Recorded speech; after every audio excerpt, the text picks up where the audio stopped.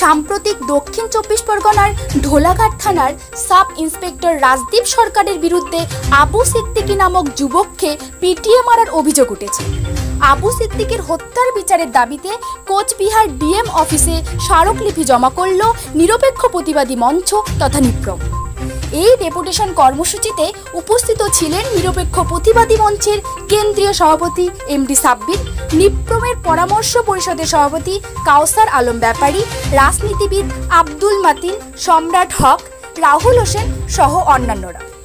নিপ্রমের পরামর্শ পরিষদের সভাপতি কাউসার আলম ব্যাপারী জানান, আমরা এই স্মারকলিপি জেলা শাসকের মাধ্যমে মাননীয় মুখ্যমন্ত্রীর নিকট পৌঁছাতে চাই।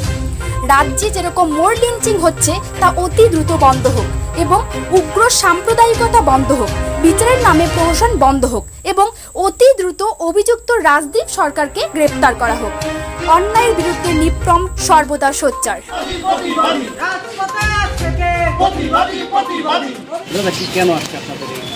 আজকের মূলত যে আমরা প্রতিবাদটা সেটা করতেছি দক্ষিণ 24 পরগনার ঢোলাহাট থানায় সাব ইন্সপেক্টর রাজদীপ সরকার এর বিরুদ্ধে অভিযোগ উঠেছে।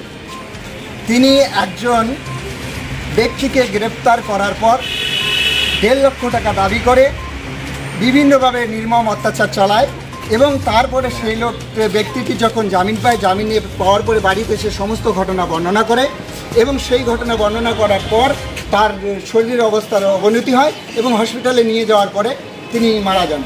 আমরা বিভিন্ন মিডিয়া সূত্র এবং বিভিন্ন সূত্র মারফত যেটা খবর পাচ্ছি তাতে দেখা যাচ্ছে এটা একটা পরিকল্পিত হত্যা। এই পরিকল্পিত হত্যাটিকে আমরা মব লিঞ্চিং বা লিঞ্চিং নামে অভিহিত করতে পারি। সেই সঙ্গে সঙ্গে আমরা প্রতিবাদ জানাচ্ছি রাজ্যের শাসক দলের যে মুখপাত্র তিনি হচ্ছেন কুণাল ঘোষ।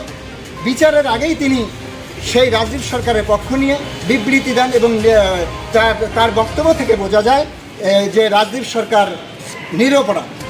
একজন রাজ্য সরকারের যে সরকার ক্ষমতায় আছে সেই দলের মুখপাত্র যদি আগাম কোনো ঘটনার উপরে এরকম বিবৃতি দেয় তাহলে আমরা মনে করি যে বিচার প্রক্রিয়া বাধাপ্রাপ্ত হতে পারে।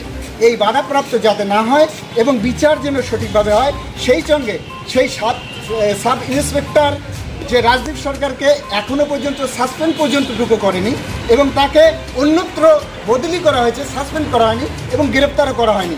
আমরা মনে করছি যে বিচার নিরপেক্ষতার দিকে এগোচ্ছে না, বিচার কোনোভাবে প্রভাবিত হচ্ছে। তাই তো আজকে আমরা মাননীয় জেলা শাসকের মাধ্যমে রাজ্যের মাননীয় মুখ্যমন্ত্রীর কাছে ডেপুটেশন পেশ করছি যাতে এই বিষয়টাই নিরপেক্ষভাবে তিনি দেখেন এবং আমরা সেই সঙ্গে এটাও মনে করতেছি যে কোনো একটি চক্রান্ত রাজ্যের স্থিতিশীল অবস্থাটাকে বিঘ্নিত করে একটা অরাজনৈতিক অরাজকতাময় পরিস্থিতি সৃষ্টি করতে চাচ্ছে। এই অবস্থা যাতে না হয়, তিনি যেহেতু রাজ্যের ক্ষমতার কেন্দ্রবিন্দুতে রয়েছেন তাই রাজ্যের মাননীয় মুখ্যমন্ত্রীর কাছে আমাদের এই দাবিপত্র পেশ করে আমরা বলতে চাই তিনি যেন বিষয়টি খুব নিরপেক্ষভাবে দেখে আর যাতে এরকম অনাকাঙ্ক্ষিত ঘটনা না ঘটে এবং রাজ্যের আইন শৃঙ্খলা যেন অবনতি